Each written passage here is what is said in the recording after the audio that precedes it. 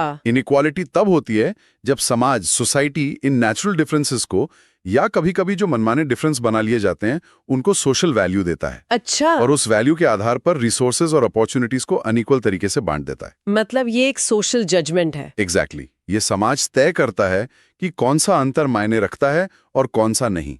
असमानता इन्नेट नहीं है, जन्मजात नहीं है, ये सोशली कंस्ट्रक्टेड है, इंस्टीट्यूशनल है और एक वैल्यू सिस्टम इसे बनाए रखता है। ये सोशल वैल्यूइंग ही इनइक्वालिटी का इंजन है एक तरह से। अब ये देखते हैं कि ये असमानता पीढ़ी दर पीढ़ी चलती कैसे रहती है, और इसके लिए पियरे बॉर्डियू का जो कॉन्सेप्ट है फॉर्म्स ऑफ कैपिटल, वो समझना बहुत जरूरी है ना? ओ बिल्कुल, बॉर्डियू का काम यहाँ फंडामेंटल है। उन्होंने कहा कि एडवांटेज सिर्फ पैसे से, मतलब सिर्फ इकोनॉमिक इनहेरिटेंस से ट्रांसफर नहीं होता। उन्होंने कैपिटल की बात को वेल्थ से बहुत आगे बढ़ाया। तो उन्होंने 3 तरह के कैपिटल बताए। हाँ, मेनली 3।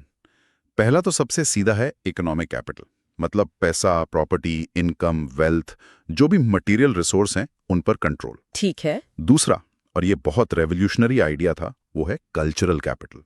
ये नॉन मटेरियल है।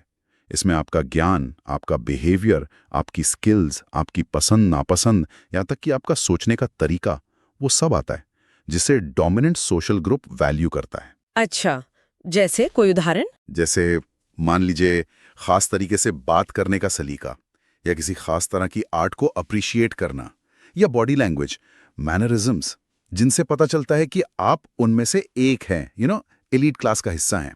और इसमें एजुकेशन सिस्टम का क्या रोल है?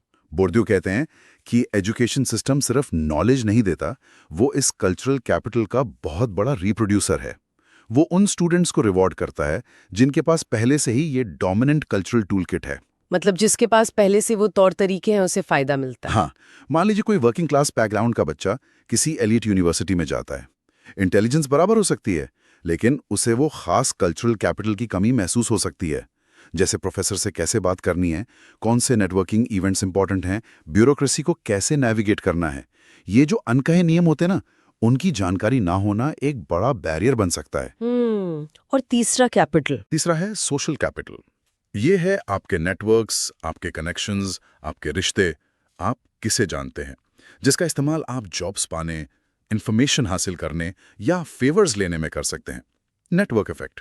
तो ये तीनों इकोनॉमिक, कल्चरल और सोशल आपस में जुड़े हुए हैं। बिल्कुल, ये लगातार इंटरैक्ट करते हैं, किसी व्यक्ति के लाइफ चांसेस को तय करते हैं और सबसे जरूरी बात, मौजूदा स्टेटस को, जो व्यवस्था है, उसे बनाए रखते हैं, उसे मजबूत करते हैं।